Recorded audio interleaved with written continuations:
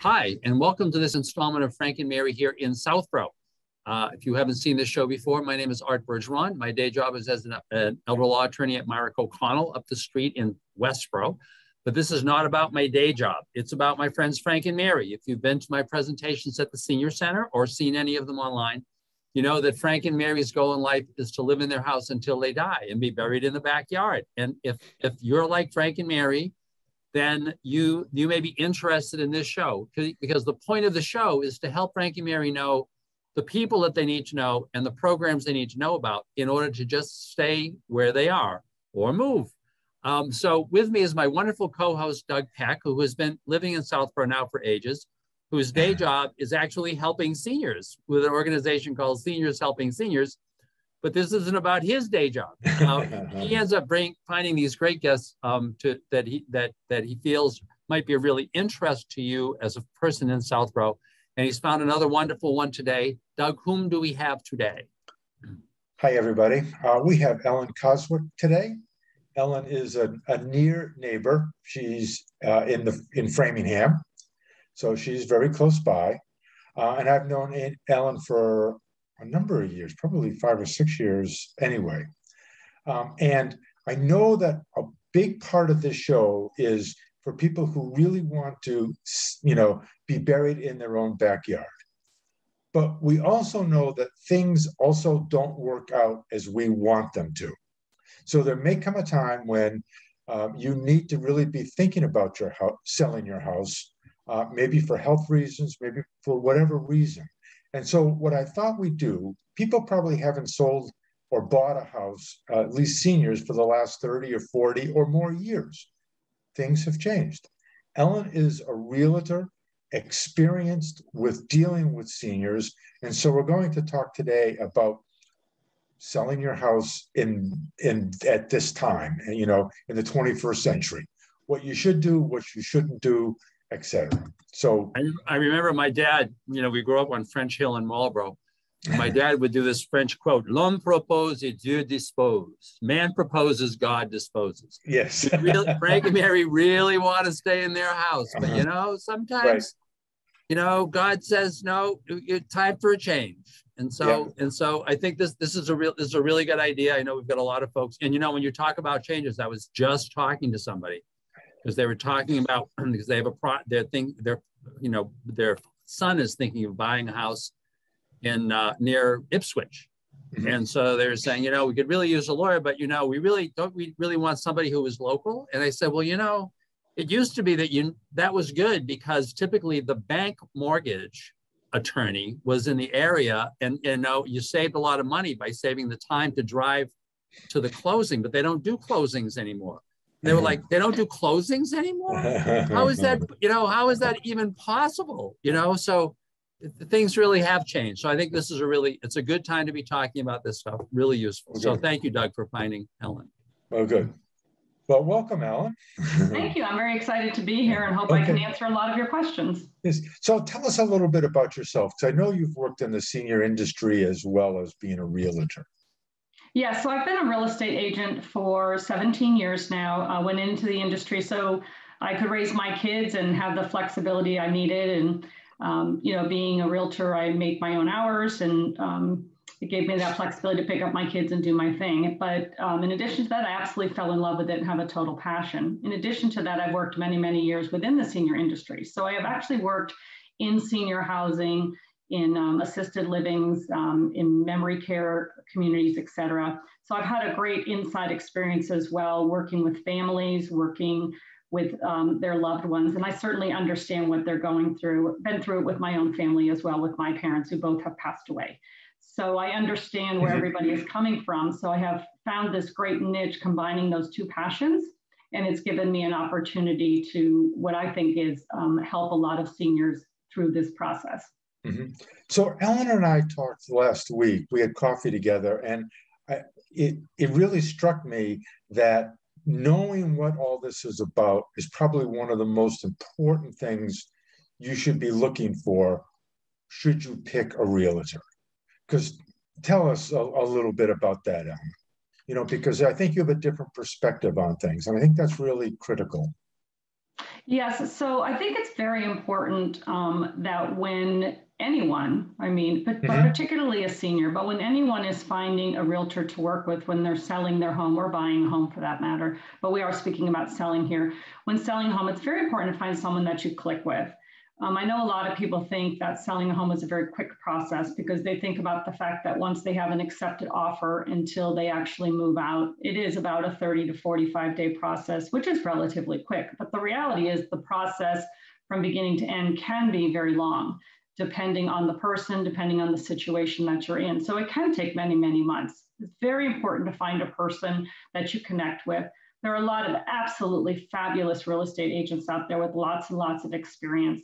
It's very important that you speak with them, that you get to know them a little bit and find that right connection, because it can take, as I said, several months. I have met with seniors who it's a very quick decision. The family's already maybe made the decision, cleaned out the home, or have already moved their family member to their next location, be it with a family, a family member, a child, a sister, a brother, a senior living community. And so it's just a matter of getting the home sold. And I've worked with others where it's been, 6 months to a year where we've worked on getting the home ready to sell.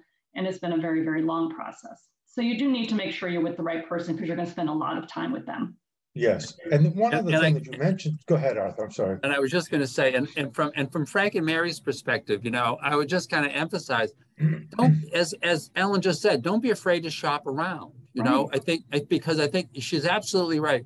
A real estate agent, while you're only going to be dealing with them for hopefully a short time, is like a lawyer, is like many of the people that you deal with, where you're not bringing the expertise with you, you're counting on theirs.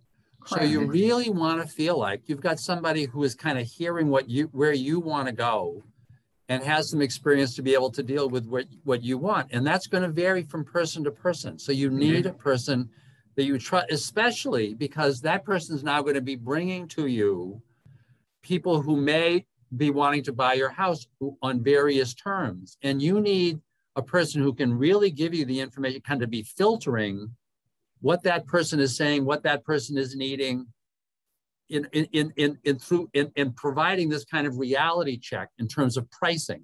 I was talking to a recent broker who said, in our office we have a joke. There's the seller's value and there's the buyer's value. And they're like way different and computed differently. And if you're selling, you really need to know through the eyes of somebody who's dealing with buyers all the time, what that means, what the buyer means. So I didn't mean to interject. I think no, that's absolutely right. And the other thing I was going to say is you need to have someone that you trust, as you said, as a true professional, but also someone that's not going to hurry you along. It may be that this is going to take 6 or 7 months because you really want to think about it. And you don't want somebody who says, well, it's the top of the market right now. You got to sell within 30 days if you really want to make money. So tell us a little bit. Doug and I were discussing last week, one of the things, we are in a very, very hot seller's market. I mean, everybody for the most part knows this, but we've been in this hot market for years.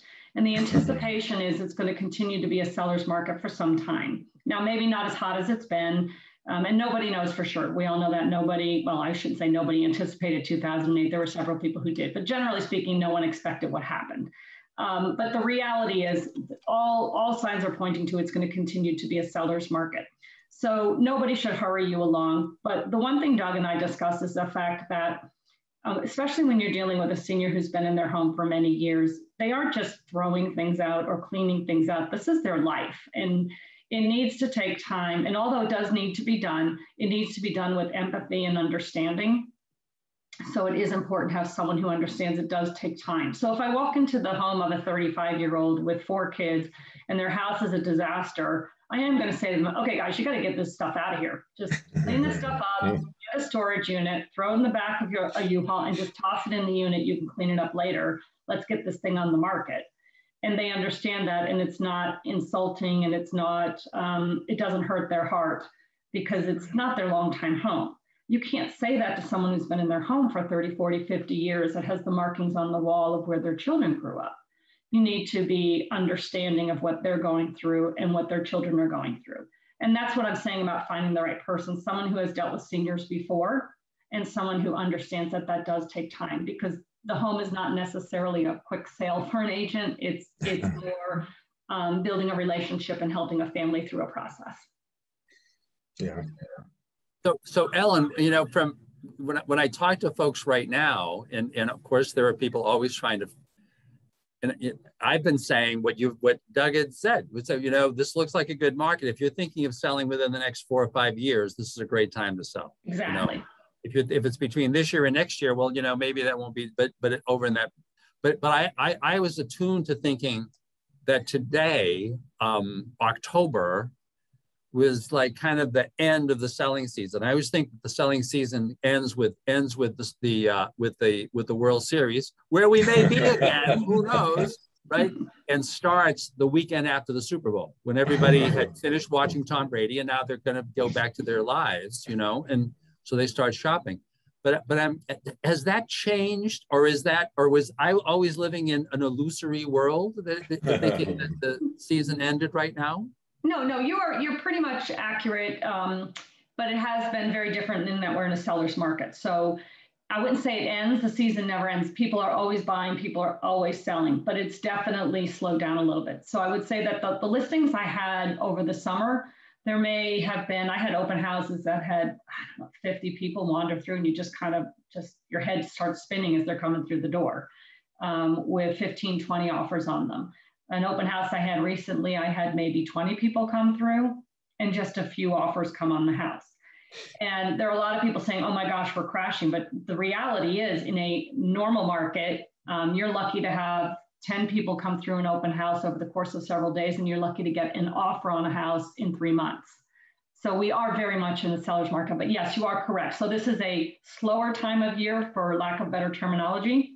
But things are continuing to sell. We still have fewer homes on the market than we did a year ago, believe it or not. Inventory is still very low. And we are anticipating that it's going to be a busy spring, winter and spring. But traditionally, yes, things slow down typically around November 1st and pick back up mid-January, depending on weather in this area anyway. So spring selling season starts around January 15th, unless there's a tremendous amount of snow on the ground.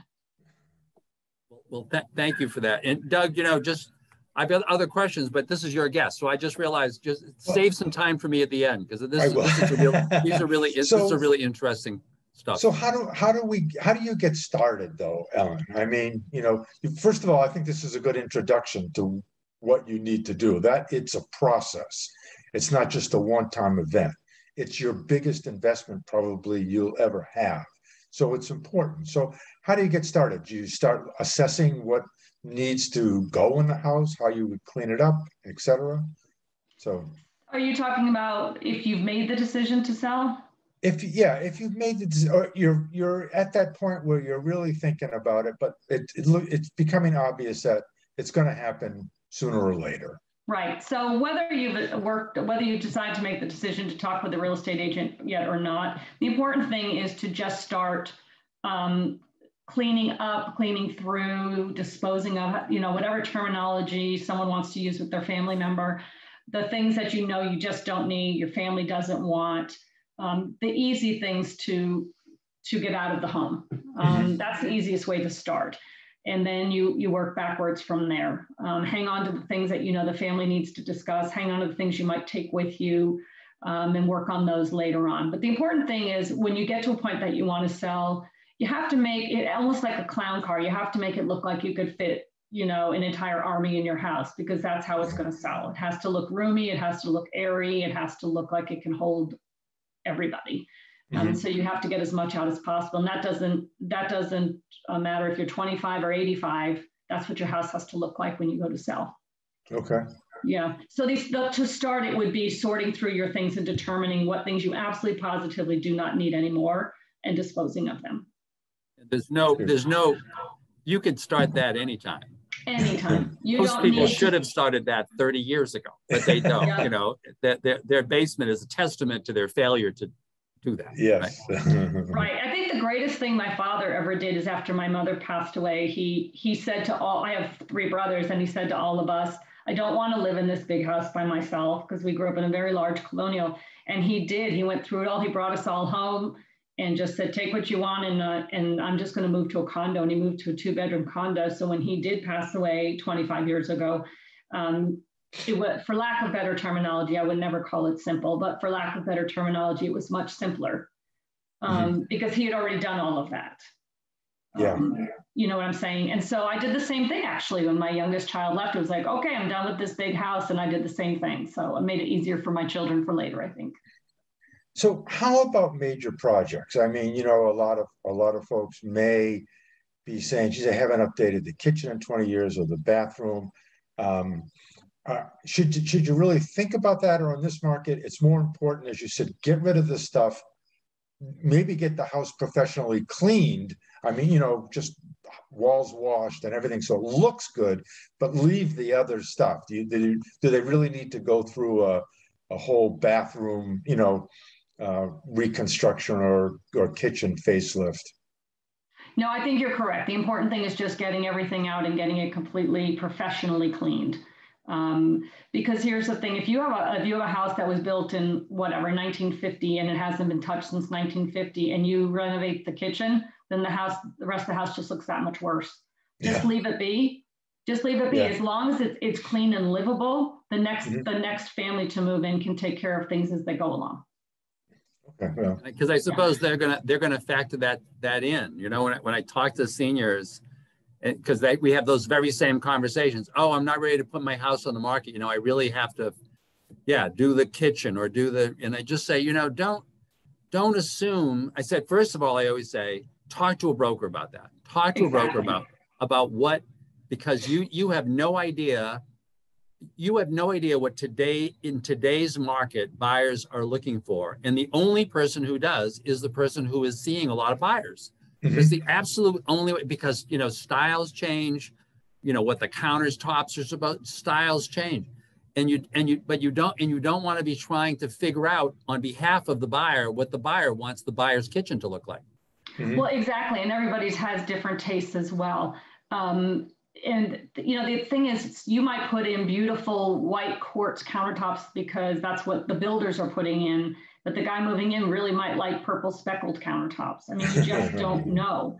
And the important thing is just for it to be clean. Now, the difference to this would be anything major. I mean, you have to have a working heating system. You have to have a decent roof. You have to have, if you have an air conditioning system, it has to be functioning. The basic motor operating systems have to be functioning. Although I've sold many homes that's not the case and people just take them on and it's a lower price. But in order to get the best value for your home, it has to be solid and functioning.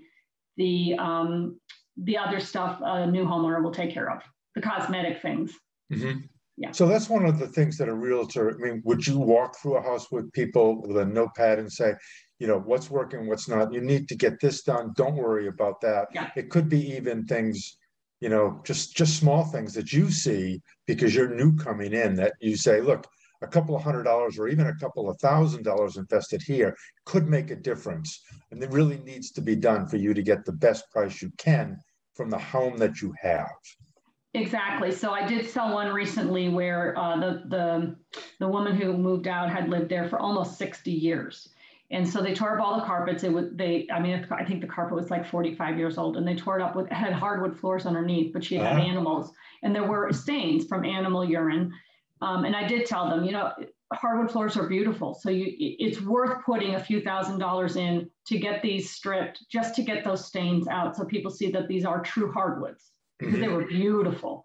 And so they put the money into that, and the house sold like hotcakes. But it wasn't worth it to them to go in and repaint everything and to change everything over, because a new homeowner can do that, especially this younger generation who loves to do this stuff. I mean, these kids love to do this stuff. Yeah. And that's an interesting point too. You know, if you're thinking of selling, you're looking at these tasks going, oh my God, I don't want to do anything. You know, I'm just, you know, because you just get tired. And you don't think that there are these young people, and it's true. There was like all these like do-it-yourselfers, especially now they're spending more time at home. I was reading some numbers about the amount of money that was spent on, you know, Home Depot and Lowe's and stuff during the pandemic, because it even grew this kind of even younger generation of people just that like doing stuff, you know? Yeah, it's interesting. And it's amazing because I even have been hiring, because I'm not doing it, I'll tell you that right now. And my kids have all moved away, and I've been hiring college kids who love doing this stuff, and they've been coming in and doing things around my house for me.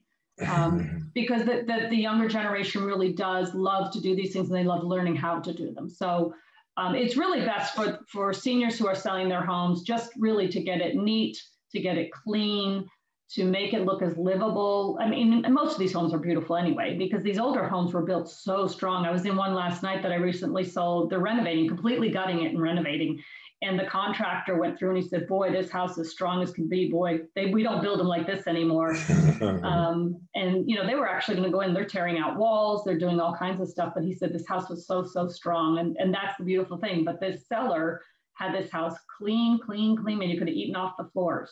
And my buyer gobbled it right up. Yeah, that's really good advice. Yeah. Anything else out there? I see we're getting close. I know that you touched on this, but so if I'm Frank and Mary right now, you know, and I'm saying, well, you know, it is October, right? Would you advise me to be trying to sell now, or if I have some of these things to do, you know, get those things done and then wait until the spring? But perhaps I've answered my own question, because it sounds like what you're going to tell me is, or what I should be telling people is, go talk to your broker, because that's an individual, that's going to be a case by case. It's 100% case by case. It depends on someone's situation. If they're in a situation where they need to move in with a family member, or they need to move into a community, then it's really a matter of what's important to them. There's always going to be a market for their home. It's just at some time of the year, they might sit on the market a little bit longer. It might take a little longer to sell than at other times of year, but there's not a good or bad time. A house will always sell. Sometimes it just takes a little longer. Yeah. So it's really more important as to what's important for that person and where they need to be next. And I suppose related to that, I guess I'm thinking of my Frank and Mary's. If the selling of the house is related to a broader plan, but the plan is related to what the value of the house is, right? Then it is really in folks' interest to get a handle on that sooner rather than later. Because if you're convinced that your house is worth $500,000 and you're making some assumptions based on that and haven't talked to a broker, and now all of a sudden the sale ends up going at $350,000, you've got a problem. You know, right. So the sooner you can get a handle on where the market really is, as opposed to where you would like it to be, the better. Correct. And that is an issue I've seen with a lot of seniors, is they read the news and make assumptions on what their home is worth. It's very important to get an accurate accounting of what your property might be worth. And a real estate agent can give you a market analysis. And if you need something more specific, you can always get an appraiser to come in and do an appraisal. Right. Yeah. Right. But folks, I'll tell you, as far as I'm concerned, Ellen Koswick is going to know a lot more than most appraisers, right? Because an appraisal is what is fair market value? It's what a willing seller will sell for and a willing buyer will buy for. Exactly. And that doesn't mean yesterday, that means today, right now. Right now. So this has really been wonderful, Ellen. I think this is really helpful for a lot of people, especially going into this season, especially given what they read about this market. Doug, this is a great idea. Yet again, Doug keeps doing this. He keeps bringing these like really good people. And so folks, this is really useful. I think this is really useful information to you. And, you know, once again, the message is, if you're thinking about this at all, it's not like you've already decided to sell. If you're thinking about this at all, A, think about a broker, and B, shop around. Shop around so that you can see whether you really want to sell, what the house is really worth, right? What you may need to do, and therefore how long it's going to be. These are really important issues. Yeah. So, and if I could say one more thing, just real quick, I have talked to some seniors who are being, they've had neighbors who say, I'll just buy your house, I'll give you X number of dollars. It's very, very important that they work with someone who's a professional in the field, with a real estate agent, with a real estate attorney, with someone who's going to actually represent them, who knows the market and could help them and make sure that they are protected. Please, please, please do not let a senior sell on their own. They are going to be better protected if they are represented either by an attorney or by an agent. They at least talk to them. They at least talk. So, Ellen, thank you very much. Doug, always a pleasure. Folks, I Thanks, hope you Heather. enjoyed this presentation. We'll continue to try to provide these kinds of great guests as long as Doug keeps signing them. And we'll look forward to seeing you on the next installment of Frank and Mary here in Southborough. Thank you very much. Thank you for having me.